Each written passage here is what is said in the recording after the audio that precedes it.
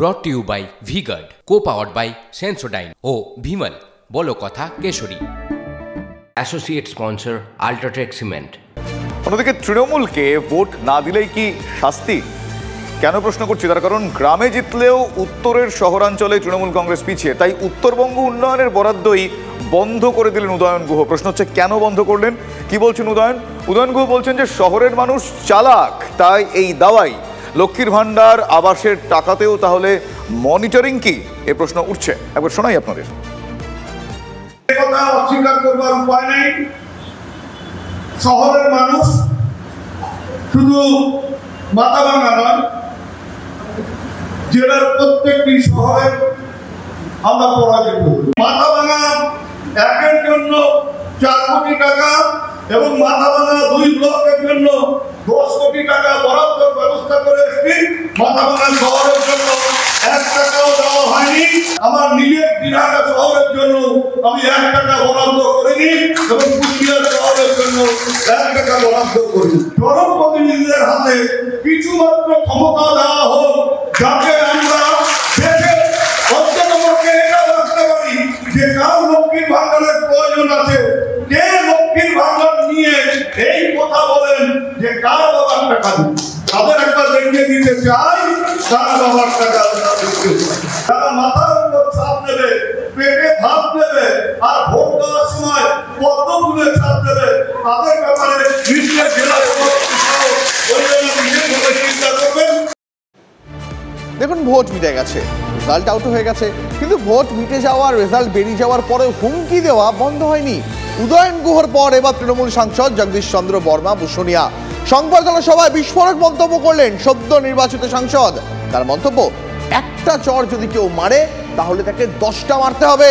আমরা কেউ এখানে বিবেকানন্দ হতে আসিনি। কি বললেন নবনির্বাচিত সাংসদ, শুনুন।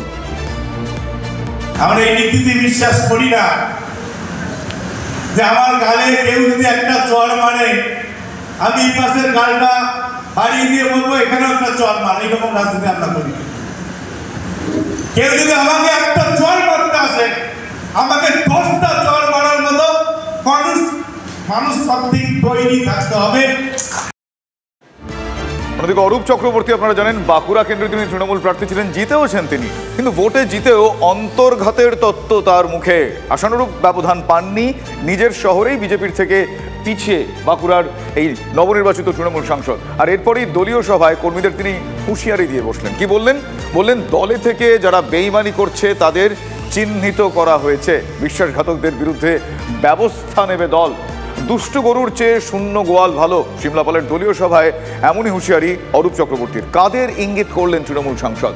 অরূপ চক্রবর্তীর জয় নিয়ে প্রশ্নও তুলেছে বিজেপি।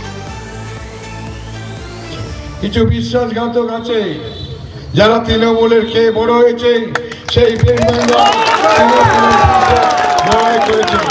আমি তাদের বিরুদ্ধে রাজ্যকে অভিযোগ জানিয়ে দল থেকে তাড়িয়ে দেওয়ার ব্যবস্থা করেছি। দুষ্ট গরুর চেয়ে শূন্য গোয়াল অনেক ভালো, তাই এই দুষ্ট কুকুর আমি আর দলে রাখতে চাই না। আমি কয়েকদিনের মধ্যে ঘোষণা করব, যারা তৃণমূলের খেয়ে, তৃণমূলের পরে, তৃণমূলের হয়ে বড় হয়েছে, যারা তৃণমূলের পঞ্চায়েত জেলা পরিষদ ভোগ করেছে, যারা পঞ্চায়েত সমিতিতে আছে, এই বেঈমান বিশ্বাসঘাতকদের বিরুদ্ধে আগামী দিন মানুষ রায় দেবে। আমরা দল থেকে বিতাড়িত করে দেব। আমি এটা রাজ্যকে জানাবো, রাজ্যে দুষ্ট গরুর চেয়ে ভালো। যারা তৃণমূলের খাবে করবে আর তৃণমূলের বিশ্বাসঘাতকতা করবে তাদেরকে কোড়ারে বার করে দেবো।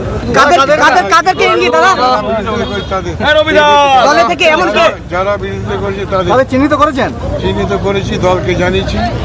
খবর আসবে, তার মধ্যে পঞ্চায়েত সমিতির মেম্বার আছে।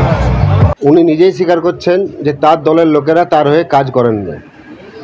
তার মানে উনি কিভাবে তাহলে জিতলেন?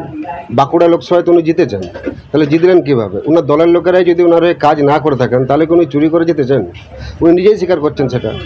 আর একটা জিনিস বলবো, যে যেমন মানুষ তার মুখ থেকে সেরকমই ভাষা বেরোবে, এটাতে অস্বাভাবিকের কিছু নেই, স্বাভাবিক ঘটনা।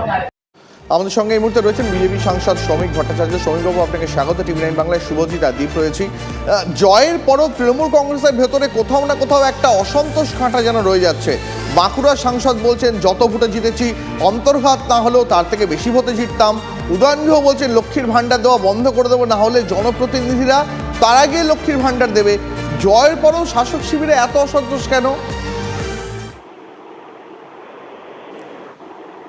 দেখুন, তৃণমূল কংগ্রেস সেই অর্থে কোনো রাজনৈতিক দল নয়। একটা রাজনৈতিক দলের নির্দিষ্ট কর্মসূচি থাকে, রাজনৈতিক সংস্কৃতি থাকে, মতাদর্শ থাকে, এবং সেগুলোই সমস্ত কর্মীকে সেই দলের সঙ্গে সম্পৃক্ত রাখে। দল তাদের দলের সঙ্গে ধরে রাখতে বাধ্য হয়। তবে এই অর্থে এই রাজনৈতিক দলটা তথাকথিত তাদের একমাত্র উদ্দেশ্য হচ্ছে, লক্ষ্য হচ্ছে বুথে লিড দেওয়া এবং দর্শন হচ্ছে জোর জিতা ভোট সেখানকার।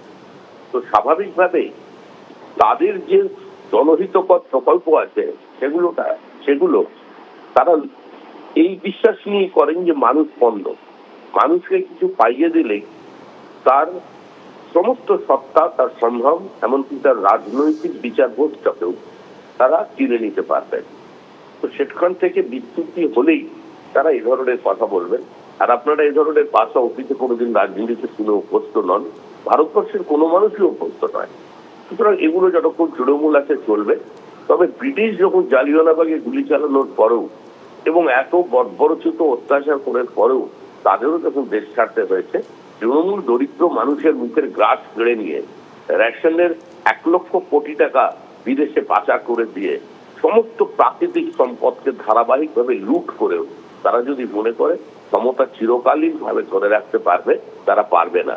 সিপিআইএম এর জমানায় যারা বেশি উদ্ধত্ত দেখিয়েছিলেন, যাদের আবার তৃণমূল হারমাদ বলতেন, সেই হারমাদটা বাড়ি থেকে বেরোতে পারেনি ক্ষমতার পথ পরিবর্তনের পরে।